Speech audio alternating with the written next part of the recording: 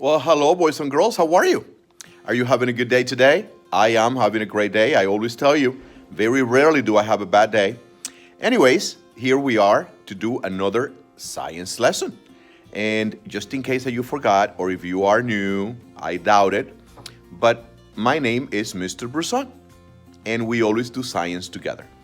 In the last few lessons, we have been reviewing for our benchmark test and also state test later on. So today is no different. We are going to review things that we have learned in the past, but we are going to actually use questions in the format that you will see them on your test, okay? So let's look at the learning target and let's get started. All right, so the learning target is I can use existing knowledge, that means knowledge that is already there in your brain, things that you have learned in the past, about energy, fuel, and how humans affect the land and the ocean, okay? So today we're gonna review energy, fuel, and how humans affect the land and the ocean. And we are going to answer multiple choice questions, okay? So we are going to use the knowledge that is in our noodle. That's what I used to tell my kids when they were little. Our noodle, that's what I called their heads. So we're gonna use information that's already in our brains to be able to answer these questions related to energy, fuel, and how humans affect the land and oceans. Okay, so let's get started.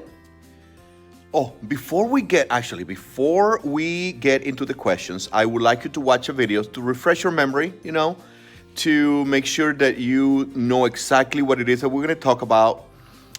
It's not going to be new information because you already know this, but just to have it more fresh in our minds. So please click on the link that is titled Fossil Fuels Video. Okay, fossil fuels video, or your teacher is going to do that for you, and watch that.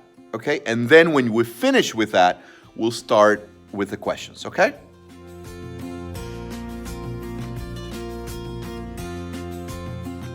All right. So are you ready now for the questions? Ready or not? Here we go. The first question is, how is the energy from the Earth received millions ago from the sun stored on Earth? So how is energy that the Earth received millions ago from the sun stored on Earth? How do we store it? So we know that most of the energy, I would say all, but I'm going to say all the energy on our planet comes from what? From the sun. Okay? So how was that energy stored? The one that arrived to our planet millions and millions and millions of years ago, how is it stored? Well, that should be an easy one. Let's look at our choices. So let's make sense of these choices.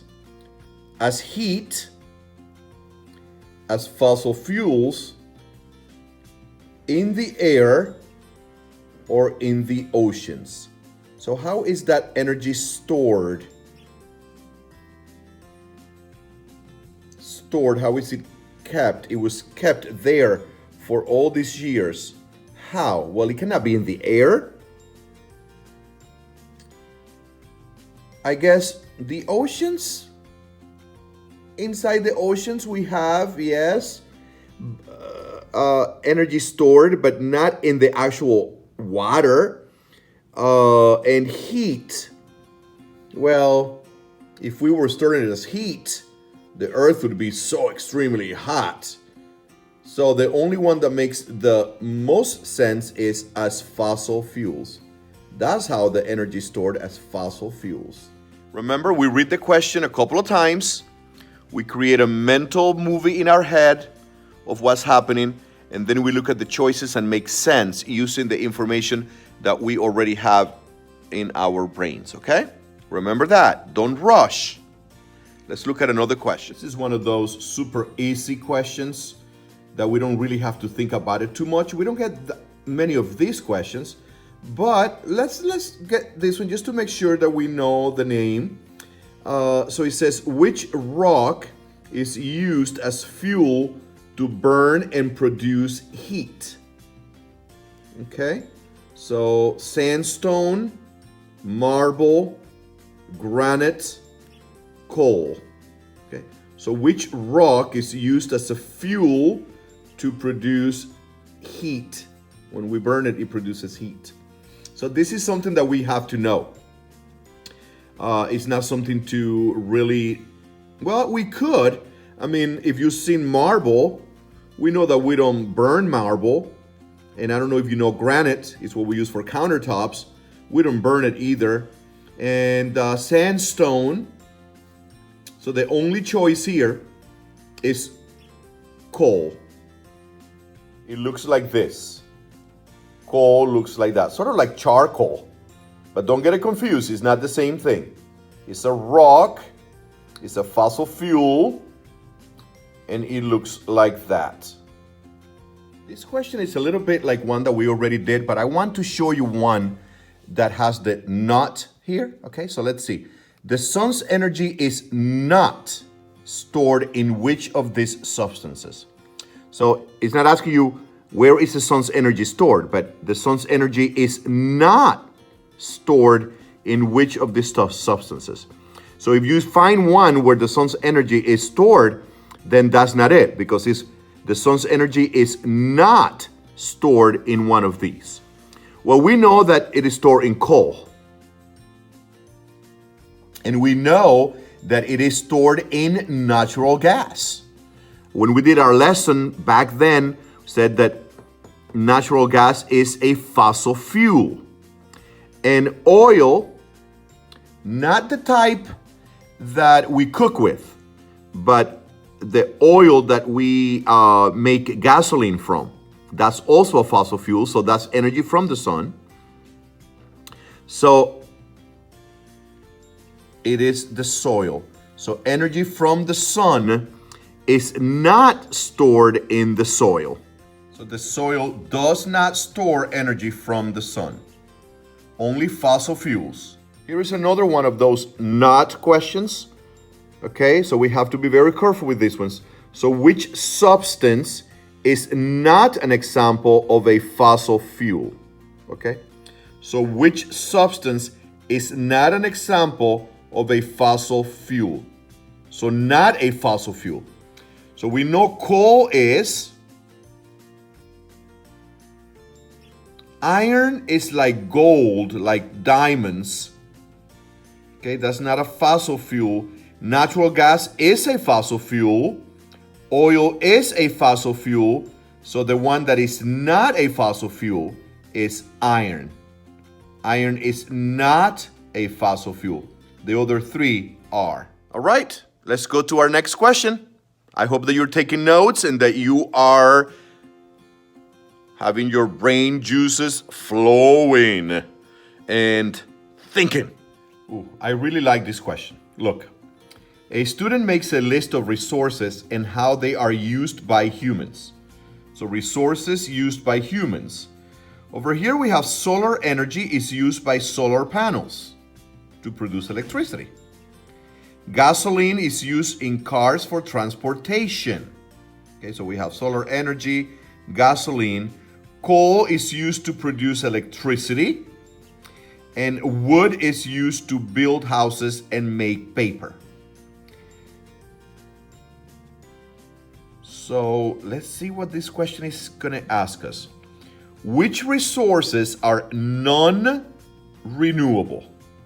Non-renewable. So now you got to think back to that word, non-renewable. Renewable, non-renewable. So not renewable. They cannot be renewed. Once you use them, they are used. It takes millions and millions of years to produce more. So non-renewable basically means once you use them, that's it. They're gone. So which resources are non-renewable? Let's look at our choices. 1 and 2. So solar energy and gasoline. Well, solar energy, we can use it and use it and use it. So that is renewable. So no, that one doesn't work. Let's see, 2 and right here, 2 and 3. Let's see, gasoline and coal. So gasoline comes from that oil, crude oil, and coal. They're both fossil fuels, so they are non-renewable. But let's check just in case. 3 and 4, right here, 3 and 4. Coal, well, wood, 4 is wood, so that is renewable. We can plant a tree, and in a few years, we have wood. And 1 and 4. 1 is solar energy and wood. And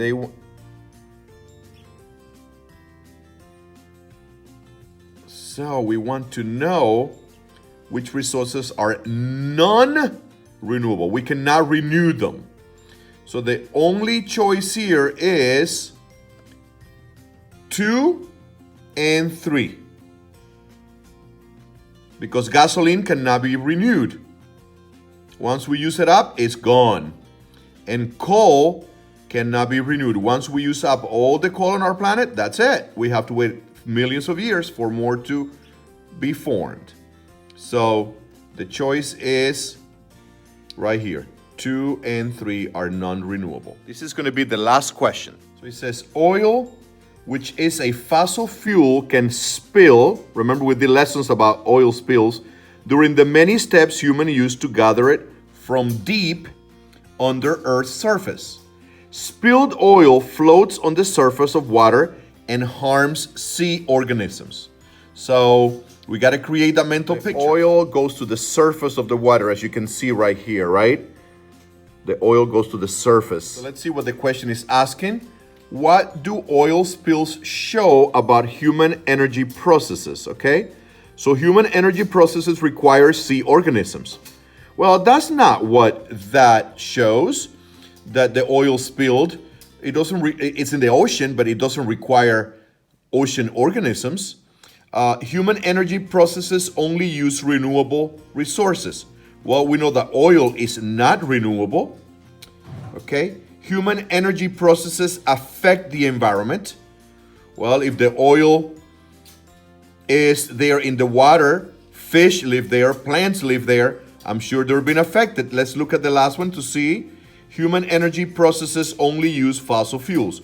No, we use other fuels besides fossil fuels. We use mostly fossil fuels, but we use more than that. So human energy processes affect the environment. That is the correct answer. They do affect the environment. It's not only just oil spills, but many other things that fossil fuels cause, that they do damage the environment. That's our last question. So I hope that you can do an awesome job on the test when you take it. And I will see you next time. Remember that science is everywhere. Bye-bye.